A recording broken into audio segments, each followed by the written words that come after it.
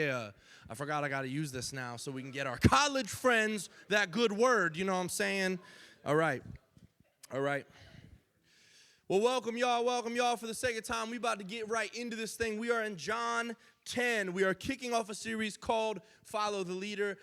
Like I said earlier, we're really big on this here at the Grove. Like for us, in some ways, it would be a failure if all you do is start coming here at 18 and then you stay here till you're 25 and you have great community and you feel loved and you learn about Jesus. Those are all really good things. But if that's all you get and you don't go lead, you don't go grow, you don't go change the world on your own in whatever avenue you're going to do that, to us that in some level is a failure. So we're launching this series called Follow the Leader. And before I pray for us quick, I want to ask kind of an opening series question that I want all of us to think about, and we're going to dive into kind of where we're going with this, but it's this. If Jesus was the ultimate example of leadership, which we believe he was, then how did he lead, and how do we model it? That's the series question. If Jesus was the ultimate model of leadership, how did he do it, and how should we then do it?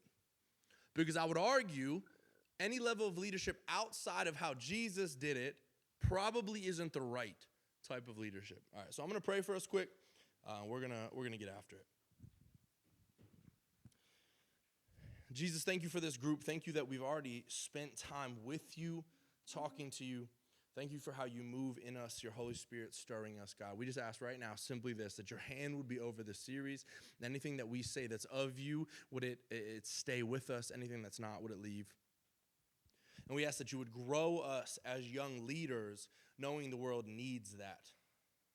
And we want to be leaders who model you. So we just pray that you would do that. We trust you with it. And all God's people sang, amen. Yeah. Bro, I want the people in the camera to hear it. You know, there we go. That's what I'm talking about. All right, here we go. So there's 3 S's. We're going to call it the 3 S's of leadership. The 3 S's of leadership. And they are this. Shepherd leadership. Well, actually, Lauren, can you run slides, Lauren Walker? This is a slide. There's only like 5. There's only shepherd leadership, steward leadership, and servant leadership. Those are the 3 S's of leadership that we believe are biblical, that Jesus modeled. We're going to talk about what they mean, how they're relevant to us today, and how leadership outside of those constraints arguably may not be healthy biblical leadership. All right? And shout out Brian Bush. He gave us a resource that kind of led us in this direction. Ironically, I used none of that for this message, but I got the idea from it. All right, so we're going to read John 10, 1 through 18, and we're going to kind of go through some pieces and stop and talk about a couple things, all right? So I'm going to go ahead and read. Specifically, we're going to start with verses 1 through 6. 1 through 6. Here we go. Again, I would encourage you to open it for yourself. If you don't got a Bible, that's okay. Your phone does, and you can Google John 10, 1 through 6, and then you don't even have to try to page through everything. You can just find it. So it says this. This is Jesus talking. That's important. Very truly, I tell you, Pharisees. What's he saying? He's talking to religious people, okay? Anyone who does not enter the sheep pen by the gate, but climbs in by some other way, is a thief and a robber. The one who enters by the gate is the shepherd of the sheep. The gatekeeper opens the gate for him, and the sheep listen to his voice. He calls his own sheep by the name and leads them out. When he's brought them out all his own, he goes on ahead of them, and his sheep follow him because they know his voice. I love that. They follow him. Why? Because they know his voice. But they'll never follow a stranger. In fact, they'll run away from him because they don't recognize a stranger's voice. Jesus used this figure of speech, but the Pharisees, again, the religious people, they did not understand what they were telling them. We're going to stop there. Verse 6. I'm going to quickly define shepherding. Shepherding. It's what maybe we would define as like either an old term or like a farm boy's term or whatever, yet it's one of the primary terms Jesus used to describe how he led people. So we have to pay attention to it. And to be clear, I'm not a farm boy. I would very much call myself a city boy. If it wasn't for my wife, I'd live in a city. but I married not a city girl. Ironically, she's Puerto Rican. I don't know what the heck she wants to do out here in York, but like, I don't get it. You know, God works in mysterious ways, all right? So here I am, talking about this idea of shepherding. I want to define shepherding quickly. The dictionary version, like Webster's, says this: careful management of resources or an organization. Shepherding is, again, this is like the literally Webster's. Careful management of resources or an organization. I rekindled that definition to what I think is what Jesus is getting at, a biblical definition. It's this: careful management of God's people to lead them closer to Jesus. Shepherd leadership is careful management of God's people to lead them closer to Jesus. The first point is this, and I'll explain. The shepherd leader is relational. The shepherd leader, as we're encouraging you guys to go lead, to be leaders, to step into whatever avenues you're involved in, your families, your jobs, your schools, fill in the blank, your friend groups, all the different stuff that you're involved in, even your ministries if you're at a different church. The shepherd leader, which is one of the 3 S's of leadership, they're relational. In the same way that the sheep follow the voice that they recognize, again, John 10, they feel safe with that voice. They feel familiar with that voice. To be an effective leader, people have to feel that way about you. To be an effective leader, people have to feel that way about you. They need to feel like your voice is familiar, that your voice is safe, that maybe, how about this, metaphorically, that they hear, they recognize your voice. They need to feel close enough to you that they're familiar with you, trusting of you. And if you lead in this way, or how about this, if you lead in a way that all you're trying to do is get a position of power, a position of authority, some type of success, yet you stay distant from the people you're leading, that's not leadership. And people won't follow that because good leadership is relational. The best bosses in business America are relational leaders, ones who know their employees, ones who walk with their employees, ones who go out of their way for their employees. Now, what's it mean to lead relationally? I think it's pretty simple. We could probably define it this way. It's putting their needs before your agenda. We, again, and I'm going to talk about this a bunch, we live how about this? We are the single country in the world. This is pretty mind-blowing. Cultures across the world are described as 2 things, collectivistic or individualistic, meaning like people who study, statistics and biomes and all that different stuff.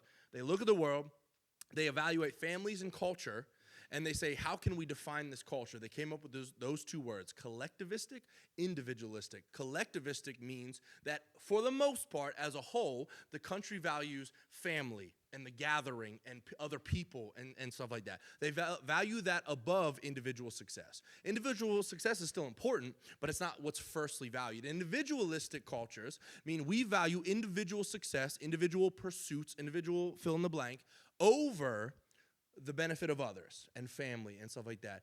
The United States of America is the only country in the world that qualified as individualistic.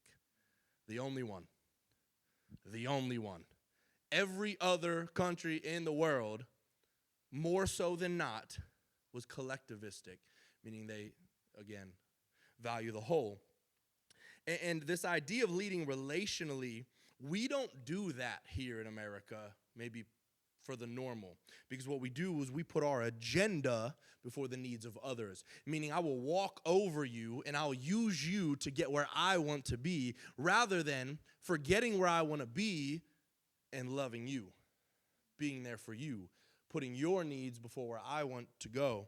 I have a phrase that's literally written in my office wall, if you were to pop in pink chalk, that says people over the process. The reason I wrote that is because if I don't check it, I can be quick to use people to get to where I want to go. I got this vision for how big this should be and where we should go and these things we should launch and yada, yada, yada, and I'm going to walk all over people to get there. Yet God says good leadership, shepherding leadership, is people over the process. Put people's needs before your agenda. Do you do that? Do you do that? Even in your friendships. Do you go to people solely because you need something? And then when you're good, you're not going to text them for 6 months. And the minute something's bad again, they're about to get that text because they got good advice, and they're willing to meet up with you even though they got things to do too. People over the process, what's it looks like for you. But doing this, I think, to be a shepherd leader, it involves killing this typical achievement-based leadership. Because Jesus, throughout his life, went out of his way for people, put his plans on hold for people. He dealt with interruptions over and over. We see these scriptures where Jesus was on the way to something. Like, I think of the bleeding woman, right? Jesus was going through the town. He was actually on his way to be crucified. Like, he's getting there, and a hurting woman just touches his cloak or whatever it says. And what does he do? He stops. He says, okay, this is more important. Like, you come first. You're before the process. Do we function like that? And that relational style of leadership has attracted billions of people to follow him. Do you know there's not a single bigger company than the Church of Jesus Christ? And it's not a company, but you know what I'm saying. The most successful businessmen, the Gary V's, the Elon Musks, the Jeff Bezos. Jesus Christ has built an empire almost infinitely bigger than all of them. So what's the most successful style of leadership? Selling a whole bunch of stuff on Amazon? Having all the important stocks in the world that make you rich? Or loving people over your process? That's the first step of successful leadership, is shepherding. So in your pursuit of becoming a leader, let me ask you, are you relational? Like, because you're all leaders. If you have any level of influence, you're a leader. Craig Rochelle always says that. I love that. Life Church, go look him up. Says it all the time. Meaning if you have a single friend who looks to you for advice, what are you? Yes. Well done. That's what you are. So in your pursuit of that and growing in that, and we're all growing in our leadership, like, let me ask you this question. Do people recognize your voice? Or are you just an insignificant, listen, I'm not trying to hate on anybody. Do you know how many people in the world will live their whole life and their words were just a bunch of meaningless garbage? You said a whole bunch of stuff, you posted a whole bunch of stuff, and yet when you die, no one's going to remember any of it. That is not a knock on anybody. That's the truth of the matter. If I were to ask you right now to name 100 people dead, you'd probably struggle to do it. You'd start going through presidents. You'd list a couple family members. You wouldn't even be able to get to 100. Yet billions and billions and billions of people have died. Why? Why do we only remember some of them? Because only some of their words mattered. So are people recognizing your voice because you're a shepherd leader and it's making a difference for them? Or do we just say a bunch of stuff? Do people feel cared for by you? Like, if you were to be real right now, and you were to be like, I can genuinely say, I know a lot of people feel cared for by me. I don't know how many of us in the room could say that. Probably because whether or not we like to admit it, and this is conviction right here, like, we do most of our life for us. Whatever I got to do next and whatever I feel like's right and blah, blah, blah, blah, that's not shepherd leadership. Jesus, the most important person in the history of ever, constantly put other people over himself. That's the first step of successful shepherd leadership, is to be relational. All right, let's keep going. Verses 7 through 13.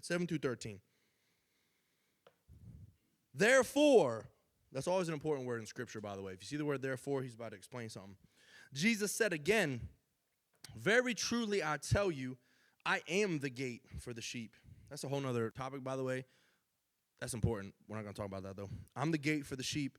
All who have come before me are thieves and robbers, but the sheep have not listened to them. I'm the gate. He says it again. Whoever enters through me will be saved. They'll come in and go out and find pasture. Peace. Anybody want some peace in the room? They'll find pasture. The thief comes only to steal, kill, and destroy. I've come that they may have life and life to the full. I am the good shepherd. The good shepherd lays down his life for his sheep. The hired hand, though, is not the shepherd and does not own the sheep. So when he sees the wolf coming, he abandons the sheep and he runs away. Then the wolf attacks the flock and scatters it. The man runs away because he's a hired hand and cares nothing for the sheep. Second point about shepherd leadership is this: the shepherd leader protects the people they lead. The shepherd leader protects the people they lead. Why do I say that? Worldly leadership, for the most part, has a detachment that biblical leadership does not. Again, when we say things that you might view as cliche or whatever, I'm not super worried about how you view it because I know how God views it. But like when we're like, don't be of the world, and you're like, what does that even mean? I live in the world. What we're saying is that the world acts one way, we should act a totally different way. We should be a totally different. One of my favorite phrases that I think is like overused and misunderstood is be in the world, not of it, right? And we take that and we're like, okay, well, cool, I'm going to go do whatever the heck I want, but I'm not of the world. No, that's not what that means. You're in the world, you have no choice, and you should praise God that you're here because a lot of people aren't, you know what I'm saying? So you're in the world by nature. Not being of the world says, I'm going to identify what the world does and I'm going to be different. Or at least I'm going to fight to do that to the best of my ability, right? But worldly leadership has a detachment that biblical leadership doesn't. That's why we see business leaders who are fine with companies going bankrupt as long as they made their money. They got thousands of employees, and as long as they can cash out, the business can go bankrupt. You know how many times that's happened over history? I was just having a conversation this weekend with my uncle, who's a big stocks guy, talking about Enron. Enron, that's like a kind of a company that's a little bit before our time, but Enron was like this massive pushing billion-dollar company, which back then was unheard of money. And it turns out it was a giant scam because the leaders of it were reporting incorrect numbers so that they could continue to rack in stock stuff, and then the business went under. They made millions and millions and millions while thousands of people lost their jobs, and they didn't care. They ended up going to jail for it. It's consequences for your actions. But there's business leaders who are fine with that type of stuff. There's politicians. We don't even got to get started on that. But they don't seem to care often about the people that they represent. Why? They're benefiting. Or there's parents who put themselves before their kids and their kids suffer. Why do the parents do that? There's self-gain. There's self-impositions. They're the things that we want. Or there's successful people who will just use people to get where they want to be. And the reason is this: because they're more concerned with their well-being than the well-being of the people following them. In fact, the people that follow them are a means to an end. Biblical shepherding leadership, good leadership, never uses people to get something. It protects people. That's what good leadership does. This part of the passage, it even makes this comparison between someone who's there for the wrong reason, it calls him the hired hand, versus someone who's there for the right reason, someone who's an actual leader. So Jesus says, like, yo, I'm the shepherd, so I do certain things. I protect, I lead, like I love. But a hired hand, someone who's there for, why do you say a hired hand? He's implying you're there for the wrong reasons. You're there for money in this instance. But the person who's there for the wrong reasons does what when things get hard? I'm a dip because it's easy. Let me ask you something. How many times in your life were you, quote unquote, invested in something, a friendship, a family, a sport, a job, fill in the blank, whatever it was, and the minute it got hard, I mean the minute it got hard, y'all pieced quicker than Usain Bolt run the 100. You know what I'm saying? Y'all did. Y'all aren't that quick, but so what is that? That's not the leadership Jesus modeled here. Jesus uses this kind of allegory of like a hired hand versus him because someone that is there for the wrong reason is going to dip when it's hard. So if there's situations in your life where if it got hard in this relationship, it got hard at this job, I'm out. That's not good leadership. In fact, that's not leadership at all. And God says, listen, we got to be people who protect the people we lead, not just pursue dishonest gain. And Jesus models this so differently. He says like a good leader, the right kind of leadership, it actually produces leaders who do everything they can to protect their own people. Everything. And the way they lead, like these leaders that I'm talking about, which I pray is going to end up being a lot of y'all, or already is, the way they lead actually builds up the people who follow them. It doesn't use them. It doesn't just keep them where they are. It builds them up. And the people, in this instance, who feel protected and loved are then what? Actually all the more willing to follow and serve and make a difference. When you feel loved and protected and safe, you are that much more willing to go do that for other people. If you feel used, you're either going to do one of two things: leave or use other people. Again, America's the sole culture that uses people as a hobby. Don't do that. Jesus told us from day one, don't lead like that. Don't be that type of person. And I think a lot of times what this does, when we talk about this idea of leaders protecting you, it feels like a giant buzzkill, because what happens is you got leaders in this room, or maybe you've been part of youth groups, or you got people in your life, parents or mentors or whatever. I hope you have all those things. Who knows? If you don't, you should.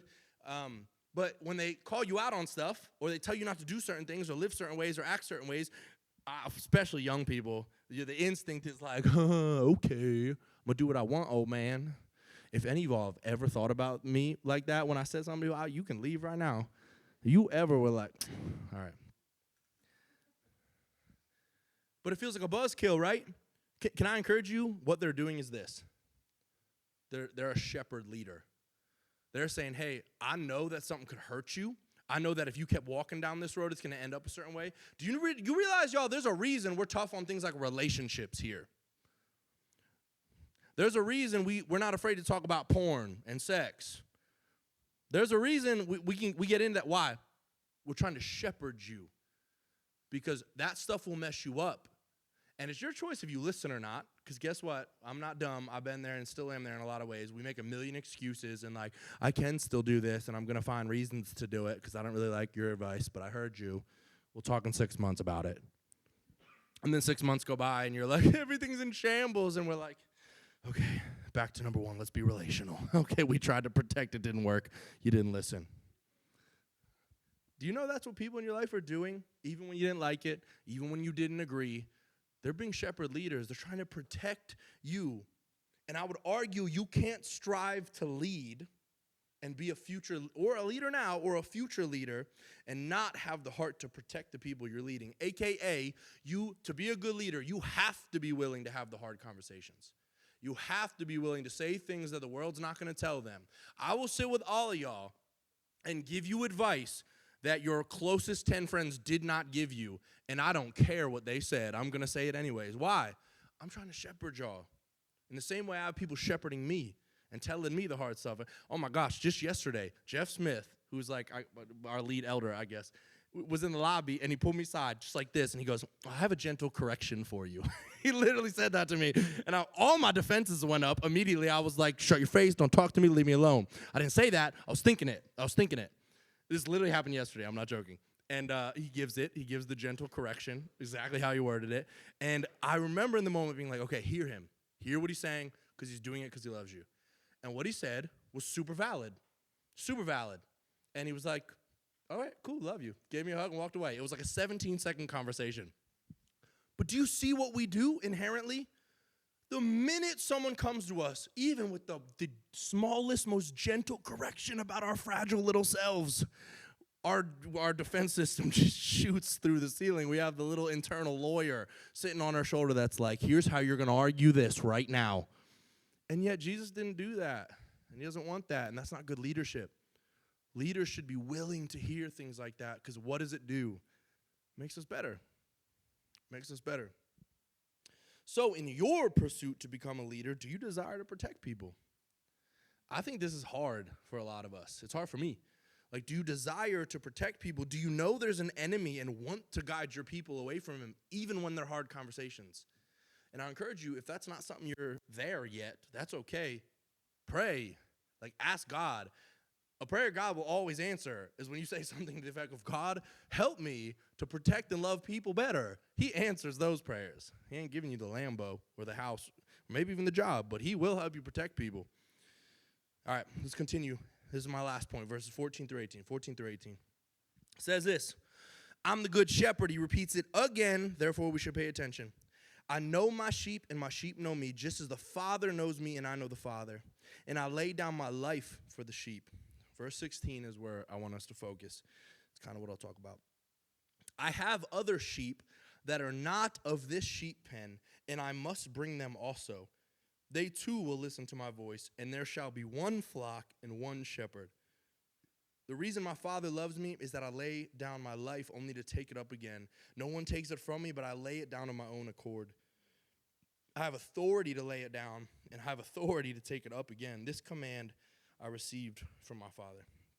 The reason I picked verse 16 for this point is because I think we read this idea of the Good Shepherd. It's probably not uncommon to a lot of you. If you've been in church culture, you've heard it. Yeah, verse 16, as I was reading, that's the type of verse I kind of just read, and it's like, okay, it's there. That's great. I'm trying to read about God as the shepherd. And verse 16, he highlighted to me, and I think this is why. The third part of shepherd leadership is the shepherd leader brings people together.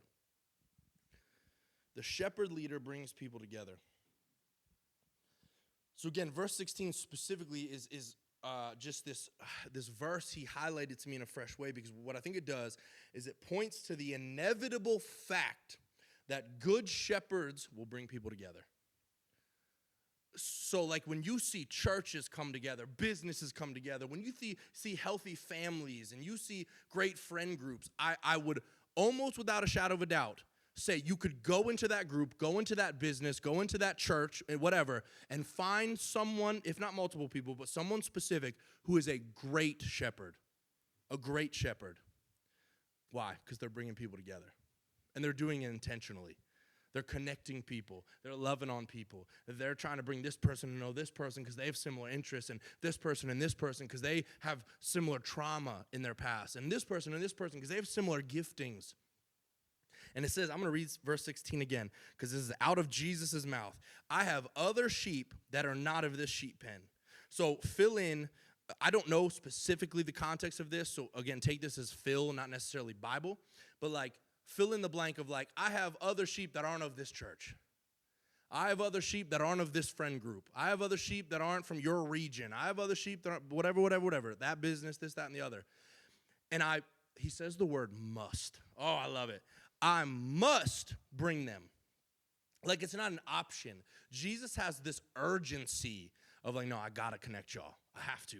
I got these people here who love me, and these people here, and these people here, and they have gifts like this, and they have this background, and they have this, and I got to bring y'all together. Do you know what that sounds like to me? Revelations, where it says, God called all people of what? All nations, all tongues, all tribes. Jesus, the scripture is so interwoven if we read it right. If we read it right. And he says, I must bring them. So what do shepherd leaders do? They build community. They bring people together. They guide people in a way that just inevitably, even without them doing it themselves, it starts groups, it begins new friendships, it draws people to Jesus through other people, and there's similar testimonies and stories and gifts and, fill in the blank. Let me give a couple examples. So my number one gifting, I hope you guys, pray about your giftings, take the spiritual gifts test. There's a whole bunch of them, and I'm not even gonna lie. Obviously, they're internet tests, but they're fairly accurate from my experience. We've had 150 kids take them, and kids have walked in like, oh my gosh, I know about me more now. My number one has always been apostleship. Every test I've ever taken is apostleship. Apostleship is groundbreaking, community building, like a grower of things. That's always been my number one gift. And I look, as I read this, the first two, I think I do on and off. I try to be relational. Sometimes I hate people. You know what I'm saying? It just is what it is. Second one, I protect people. Sometimes I'm like, yes, let me protect your heart. Other times I'm like, you're your own problem. I don't want to talk to you anymore, right? So I got to fight those first two. This third one is something God has had on me for 10 years. 10 years. Community building, pulling people together, building up stuff. Let me give you a couple examples. 3 years ago, I wasn't on staff here. I felt God say two things very clearly. One, launch a small community for recently married people. Okay, we launched a house church. I was leading with Alex Gilbert, and it blew up right away. We had 13 couples coming regularly, plus whatever. It was huge. And we launched the Grove, and I felt God was like, no, young adults don't have an avenue anywhere in the region. There's no good young adult ministries anywhere. Launch that junk. Let's get it going. And God said go, so we went, right? We went, and now we're here right now. Well, then even house church, we get a year and a half into house church, and we got too big. So God was like, okay, multiply, make two groups now. So we did that. And like currently, like our house church has tripled in size since we multiplied. You know what I'm saying? And we've built these things. Or how about this? When we got out of college, we had a whole bunch of different friend groups. We had a really big college friend group because we were very socially active at college. Like I led a bunch of things at school. We had our high school friend groups, so like Brian, Bria, like, well, you know, Brian specifically is the only one here that's part of that group. But we got this like kind of high school friend group. Then we got our church friend group. We got like the Walkers. We met the Hollands, and like that's really big too. We all as family and stuff. And I remember one day, I'll never forget this, y'all. I said to Jess, we're pretty young at the time. We're still young. Shut up. And I was like, Jess, we gotta introduce some of these people because these people would like love each other. They would like love each other, and I'll never forget it. Jess is a community builder for sure. I want to honor her in this. I'm obviously just a whole, I'm out there. I'm just all, I don't even know where I'm at half the time. And she was like, no, I love my friends. Let's just keep them where they're at. Like, we actually argued about this, Like, specifically, I was like, Alex Gilbert needs to meet Colin Tobin. Like, they'd be like BFFs. They would. And then I met Tyler and Sarah, and they came in, and I was like, oh, my gosh, Tyler and Sarah would just get along so well with these people from, you know. And then we had our college group, and some of them got saved, right? So, you know, and they're up in Lancaster, so we're going to see them. And I was like, oh, my gosh, we have to schedule an event where we just get the whole squad together and they can all meet each other. And Jess was just like, no, you're being over the top. We don't need to do all that. We don't have to. We could just, you know, be with our friends that are with us right now. And in hindsight, I look back, and a lot of those people are best friends now. Like the Bushes, for example, are super good friends with every leader in this room effectively is a product of that collaboration. So the Grove and the leadership we launched with is a product, not of me, but a product of shepherding leadership where we wanted to bring people together. Like we had to. We knew how integral it was. Like we knew it wasn't okay to just sit in our own pockets of comfort and who we like and how we like them, and this is who I'm going to hang out with on Fridays every single week for the rest of eternity. No! It's a giant waste of Jesus' time. Because it's not your time, by the way. Y'all, sorry, I just got hyped up about that because this point, like, this is one of those ones that I'm like, I think I've been faithful. Thank you, Lord. So why? What's the question? Why? Because we can do more together. That's it. Why are shepherd leaders good at bringing people together? Because we can do more together. We were always meant to do it together. So when we get in these isolated pockets of community or friends, or I hate, oh, Lord have mercy. I hate when people are like, those are my people. First of all, love you, shut your face. They're not your people. They're God's people. Second of all, if you feel so strongly that those are your people, that's a problem. I view that as a problem. Like, sure, have some BFFs, whatever you want to call them, you know what I'm saying? I have two best friends, and they're my go-tos, and we ride horses together. You know what I'm saying? I'm sorry, I was just making eye contact with you. That's a good thing. Best friends are a good thing. Like, seriously, I got a couple of them, you know what I'm saying? But, like, in the end, that's not the goal. That isn't. Your goal is not to live life and have just established 3 really good friendships. I promise you that's not the goal. Shepherd leaders, what did Jesus say? I must bring them together. There's this internal fire of, there's more than just me having some good friends. How about I connect them? How about, this was what was hard for Jess, we're going to spend less time with them because they're going to be hanging out with other people we introduced them to. I'll never forget this either. After we first introduced some of these groups, right, and they're pretty big, whatever, I'll never forget we started seeing, like, Instagram posts of them hanging out, and we weren't there. And I remember Jess being like, we didn't get invited. One time, y'all, this is not fake. She looked me straight in the eyes, and she said, Phil, what did you do? I'm not joking. That really happened. And I was like, the right thing. But shepherd leaders bring people together, and it brings so much beauty. So let me ask you a couple questions in regards to this, and we're going to go into groups. The first question is, do you enjoy people? Oh, such a simple yet hard question. The reason I ask that is this. I understand personality differences. I don't negate that. God made us all individually.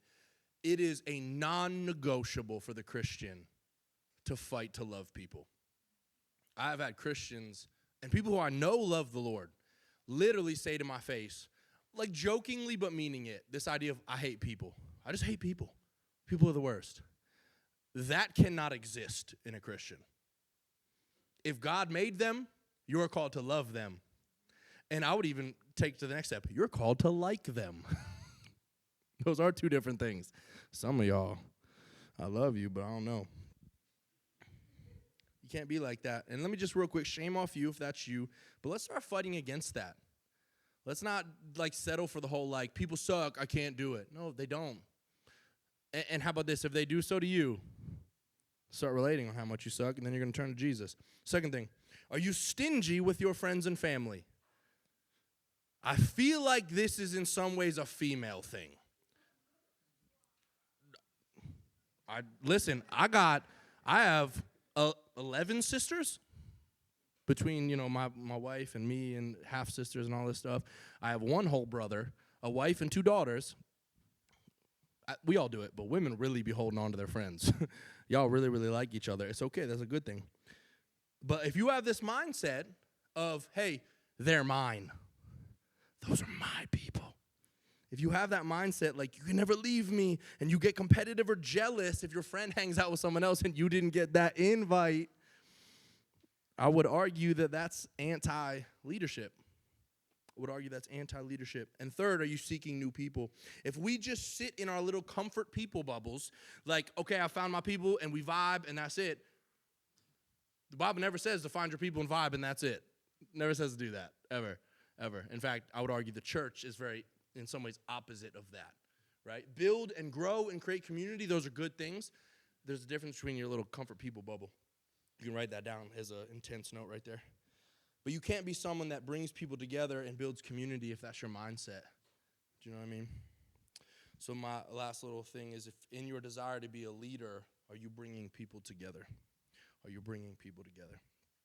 All right, y'all. That is week 1, Shepherd Leadership. Here are our questions. I'm going to let y'all guys dive into groups. Question number 1, what stuck out most about this? That's just open conversation. Number 2, where have you seen this type of leadership modeled in your life, and why was it effective? Number 3, what examples did Jesus give us modeling shepherd leadership? And then question 4, which part of shepherd leadership do you do best, and where could you grow? All right, y'all. Let's get after it.